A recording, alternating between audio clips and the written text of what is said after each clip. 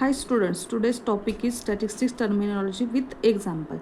Most common term you might come across a statistics. तर statistics शिकत असताना खूप सारे टर्म्स आपल्याला पाहायला भेटणार आहेत. तर त्याच्यामधले पहिली स्टॅटिस्टिक्स. तर स्टॅटिस्टिक्स म्हणजे काय? Study of collecting, organising, analysing and interpreting data. तर फॉर एक्झाम्पल एक क्लास आहे, त्याच्यामध्ये ते स्टुडंट्सला पडलेले मार्क्स ह्याचे काय करायचे आपल्याला अनालायझिंग करायचे. ही झाली तुमची स्टॅटिस्टिक्स. दुसरं झालं डेटा. आता डेटा म्हणजे काय? Collected information. आता अनालाइज काय करायचे तर मार्क्स अनालाइज करायचे. म्हणजे मार्क्स हे काय झालं तर आपला डेटा झाला. म्हणजे कलेक्टेड इन्फॉर्मेशन म्हणजे मार्क्स काय करावं लागतील. आता अनालायझिंग करायचं म्हटलं तर काय करावं लागतं आपल्याला? पहिलं तर कलेक्शन करावं लागतं. मग कशाचं कलेक्शन करायचं आहे तर मार्क्सचे. आता प्रत्येक स्टुडंट्सला पडलेले हे मार्क्स आहे, म्हणजे हे तुमचं झाला तुमचा डेटा म्हणजेच कलेक्टेड इन्फॉर्मेशन. काय 40, 50, 60, 70, 80 अप टू जेवढे स्टुडंट्स असतील तेवढे काय करतात तिथली डेटा असेल, तो हा तुमचा डेटा झाला. तर नेक्स्ट आहे तुमचं पॉप्युलेशन. आता पॉप्युलेशन म्हणजे काय तर complete collection of all items, peoples किंवा डेटा रिलेटेड टू स्टडी. म्हणजे त्याला कलेक्शन ऑफ ऑब्जेक्ट्स पण आपण इथं म्हणू शकतो. आता फॉर एक्झाम्पल काय म्हटलं इथं कलेक्शन ऑफ आयटम्स म्हणजे काय? जे काय कलेक्ट केलं आपण, कलेक्टेड काय डेटा कलेक्ट केला आहे तर मार्क्स. म्हणजे हे सगळे जे कलेक्शन्स आहेत, म्हणजे फॉर एक्झाम्पल एका क्लासमध्ये 100 स्टुडंट्स आहेत, म्हणजे हे काय झालं तुमचं पॉप्युलेशन झालं.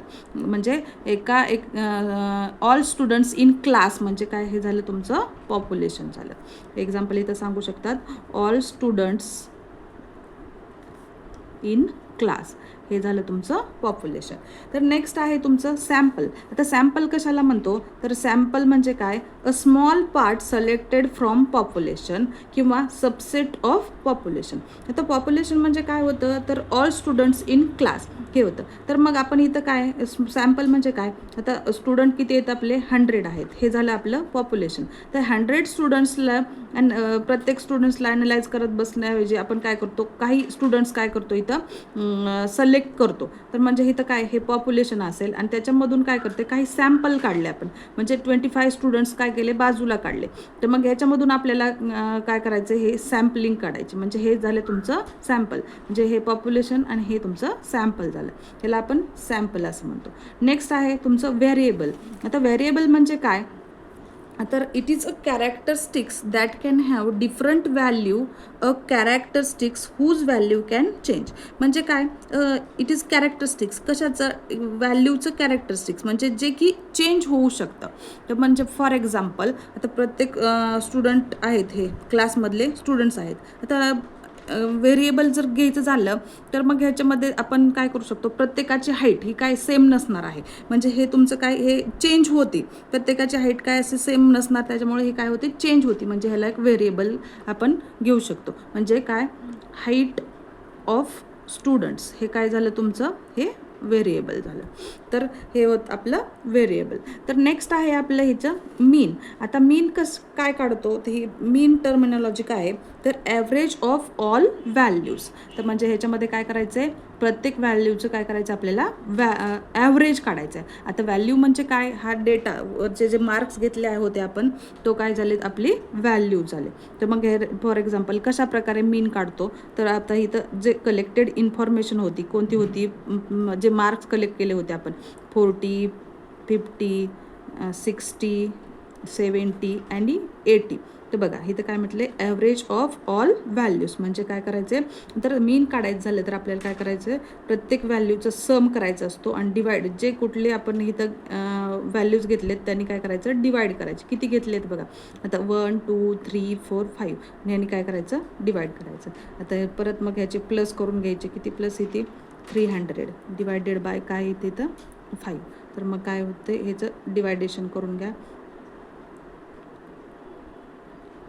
इथं काय होते 60. तर मीन काय आलं आपलं 60 आलं. अशा प्रकारे काय तर all observation of values divided by observation. म्हणजे इथं काय घेतलं किती आहेत 1, 2, 3, 4, 5 अशा प्रकारे मीन काढतो. नेक्स्ट असतं मेडियन. आता मेडियन म्हणजे काय तर median middle value of ordered data.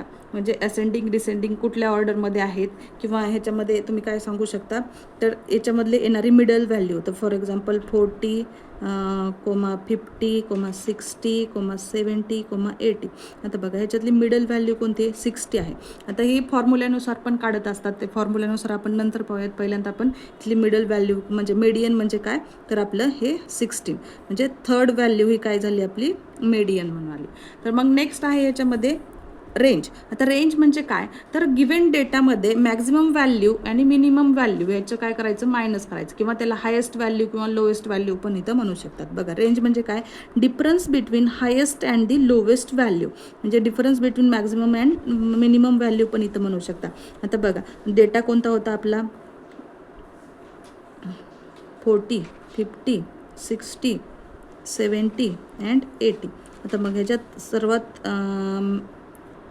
Maximum value कोणती किंवा हायेस्ट व्हॅल्यू कोणती, 80, आणि मिनिमम व्हॅल्यू कोणती आपली सर्वात 40. तर ह्याचं काय करायचं, मायनस करून घ्यायचं, किती राहिला 40. मग ह्याच्यामध्ये आपल्याला ही झाली 40, ही झाली आपली रेंज.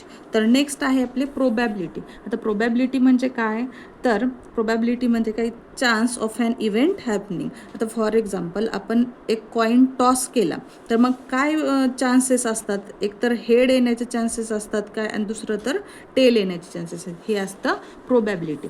तर बघा हे आपल्या होत्या बेसिक टर्मिनॉलॉजी इन स्टॅटिस्टिक्स, मग स्टॅटिस्टिक्समध्ये येणाऱ्या काही बेसिक टर्मिनॉलॉजी.